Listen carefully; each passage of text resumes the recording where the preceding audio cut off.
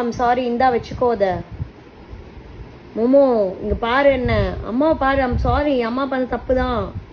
இந்தா அந்த பேனை நீயே வச்சுக்கோ, எனக்கு வேணாம் அந்த ஸ்க்ரன்ச்சி. இந்தா நீயே வச்சுக்கோடா, கோச்சிக்காதடா தங்கம். இங்க பாரு அம்மாவை, இங்க பாரு, இங்க பாருங்க.